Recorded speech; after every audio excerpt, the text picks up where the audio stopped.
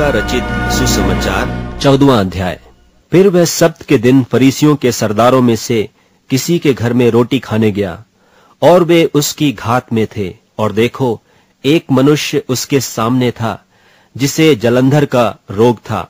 इस पर यीशु ने व्यवस्थापकों और फरीसियों से कहा, क्या सब्त के दिन अच्छा करना उचित है कि नहीं? परंतु वे चुपचाप रहे।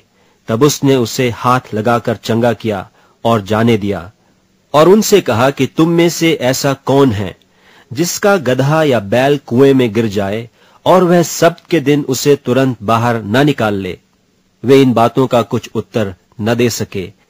जब उसने देखा कि नेवताहारी लोग क्यों कर मुख्य मुख्य जगहें चुन लेते हैं, तो एक दृष्टांत देकर उनसे कहा, जब कोई तुझे ब्याह में बुलाए तो मुख्य जगह में न बैठना। कहीं ऐसा ना हो कि उसने तुझसे भी किसी बड़े को नेवता दिया हो, और जिसने तुझे और उसे दोनों को नेवता दिया है आकर तुझसे कहे कि इसको जगह दे, और तब तुझे लज्जित होकर सबसे नीची जगह में बैठना पड़े। पर जब तू बुलाया जाए तो सबसे नीची जगह जा बैठ, कि जब वह जिसने तुझे नेवता दिया है आए तो तुझसे कहे कि हे मित्र, आगे बढ़कर बैठ। तब तेरे साथ बैठने वालों के सामने तेरी बड़ाई होगी, क्योंकि जो कोई अपने आप को बड़ा बनाएगा वह छोटा किया जाएगा, और जो कोई अपने आप को छोटा बनाएगा वह बड़ा किया जाएगा।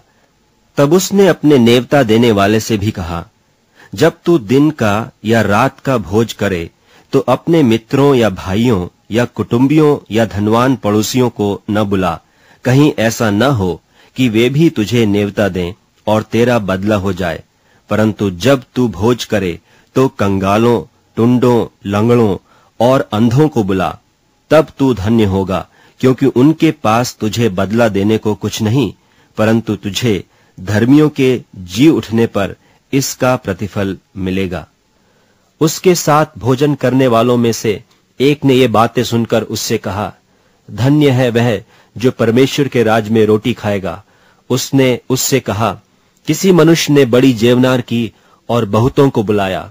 जब भोजन तैयार हो गया तो उसने अपने दास के हाथ नेवताहारियों को कहला भेजा कि आओ, अब भोजन तैयार है। पर वे सब के सब क्षमा मांगने लगे।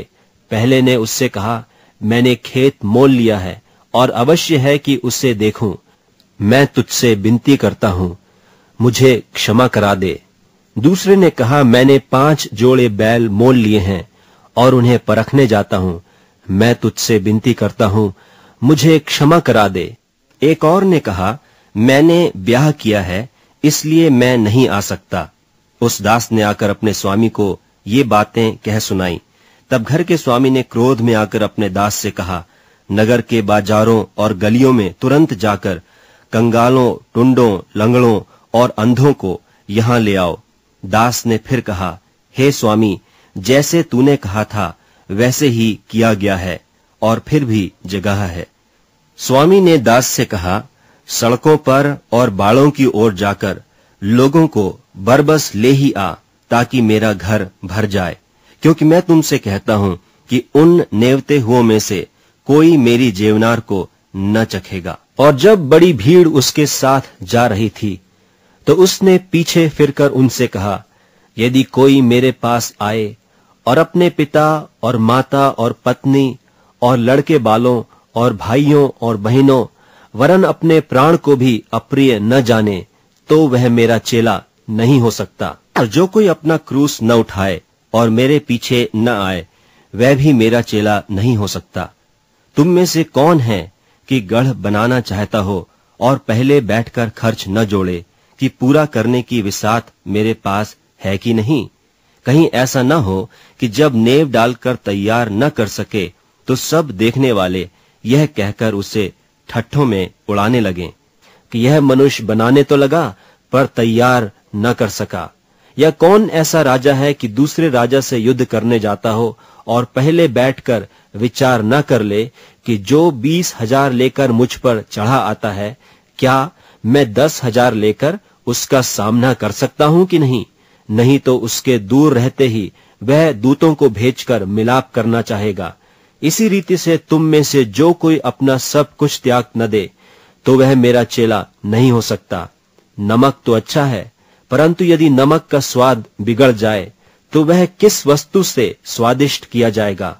वह न तो भूमि के और न खाद के लिए काम में आता है। उसे तो लोग बाहर फेंक देते हैं। जिसके सुनने के कान हो वह सुन ले।